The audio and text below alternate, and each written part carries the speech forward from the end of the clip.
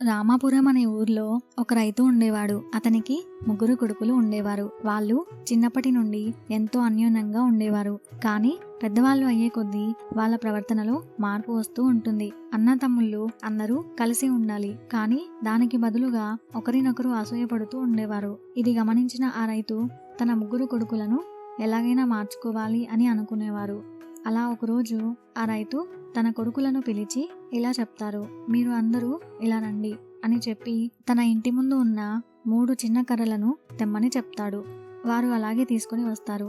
వాటిని తన కొడుకుల చేతుల్లో పెట్టి 3 కర్రలను ఒక తాడుతో కట్టి దానిని విరచమని చెప్తాడు. వాళ్ళు అలాగే ప్రయత్నిస్తూ ఉంటారు, కానీ ఎవరూ విరచలేకపోతారు.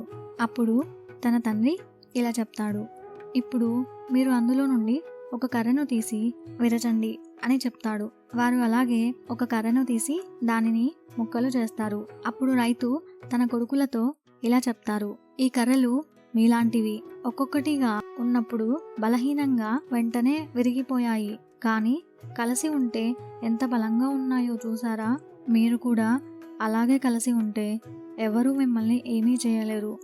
విడిపోతే ఏం కాగలరో మీరే ఆలోచించండి అని చెప్పి ఆ రైతు చనిపోతాడు. తమ తండ్రి చెప్పిన మాటలు వారిని ఆలోచించేలా చేస్తాయి. ఆ మాటలు వారి మనసులో బలంగా నాటుకుపోతాయి. అప్పటి నుండి వాళ్ళు ఎంతో ప్రేమగా ఉంటారు. తమ తండ్రి చెప్పిన మాటలను మర్చిపోకుండా కలిసి ఉంటూ సంతోషంగా జీవిస్తారు. ఐక్యతే బలం. కలిసి ఉంటే మనం ఎంత బలంగా ఉంటామో ఈ కథలో మనం తెలుసుకుంటాం. స్నేహ బలం.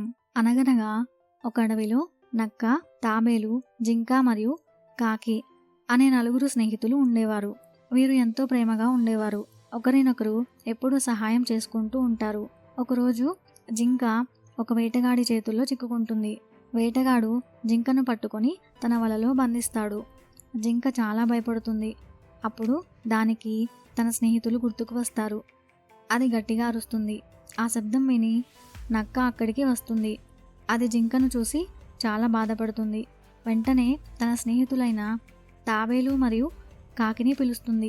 తాబేలు నెమ్మదిగా వచ్చి అది తన తెలివితో వేటగాడిని పట్టుకోవాలని నిర్ణయించుకుంటుంది. కాకి పైకి ఎగిరి వేటగాడిని గమనిస్తూ ఉంటుంది. నక్క వేటగాడి దృష్టిని మార్చాలని ప్రయత్నిస్తుంది. ఇక తాబేలు నెమ్మదిగా వేటగాడి దగ్గరకు వెళ్ళి అతని కాళ్ళను కొరుకుతుంది. వేటగాడు నొప్పితో అరుస్తాడు. ఆ సమయంలో కాకి వేటగాడి తలపై తన ముక్కుతో పొడుస్తుంది. అప్పుడు వేటగాడు తల పట్టుకొని అరుస్తూ ఉంటాడు. అప్పుడు జింక తన బలాన్ని ఉపయోగించి వల విప్పుకుంటుంది. అలా వల నుండి బయటపడుతుంది. 4 స్నేహితులు కలిసి వేటగాడి నుండి తప్పించుకుంటారు. ఆ రోజు నుండి వాళ్ళ స్నేహం ముందుటి కంటే మరింత బలంగా మారుతుంది.